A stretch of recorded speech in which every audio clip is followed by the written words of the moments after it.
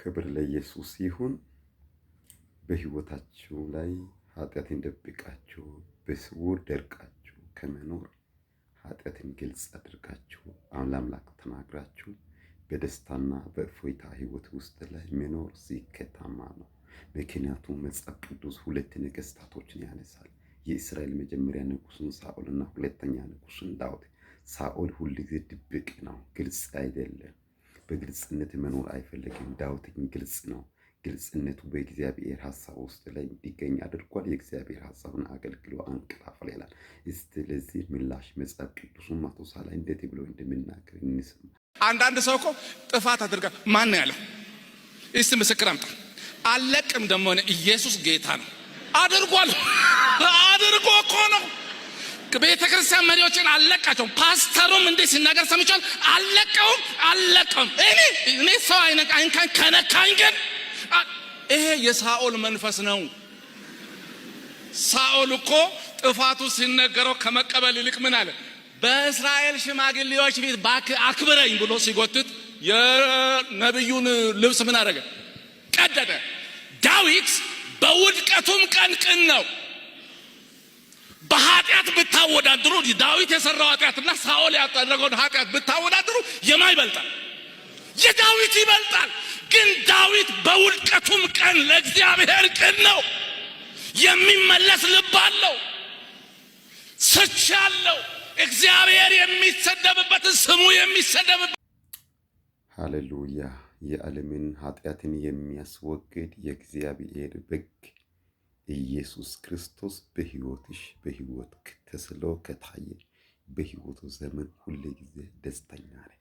ኢየሱስ በሕይወትሽ ሳይታይ ኢየሱስ በሕይወት ሳይታይ ሁሉ ጊዜ ፐመስ ለመሆን የምትፈልጉ ቀዳሚን ስፍራ ለኢየሱስ ስጡ። ቀጥሎ ያለው ነገር በራሱ ጊዜ ይመጣል። ቃሉ መንግስትና ጽድቁን ፈልጉ፣ ሌላ ሁሉ ይጨምርላችኋል ይላል። ለዚህ ደግሞ ምላሽ እስቲ ፓስተር ዳዊት ምን ብሎ እንደሚናገር እንደሚሰብክ እንስማ። ምን ይጠቅማል? ዘሌ ቢባል ምን ይጠቅማል? ዳዊት ቢባል ምን ይጠቅማል? ምን መግቢያ መውጫ ነው የምታጣው። ምንም ትርጉም የለም። ጌታ ምስክሬ ዋጪ ነው።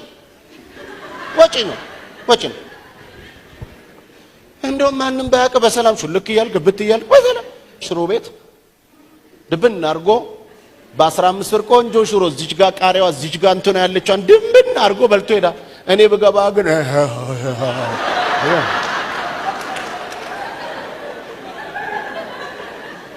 ሳልወድ በግድ ባለ 200 ብር ውስጥ ያስገባዋል ማለት ነው።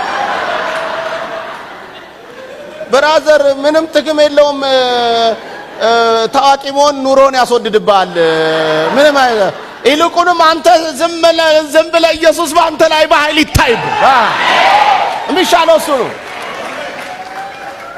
ተቀበለው ያኔ እንደ ግል አዳኝ መዘገበው ስሜን በላኛው ሰማይ።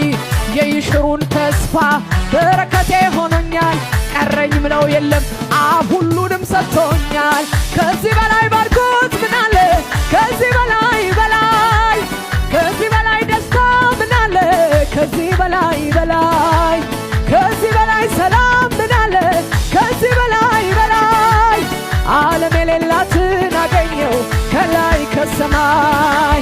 በቂ ነው ከበቂም በላይ በቂ ነው ከበቂም በላይ በቂ ነው።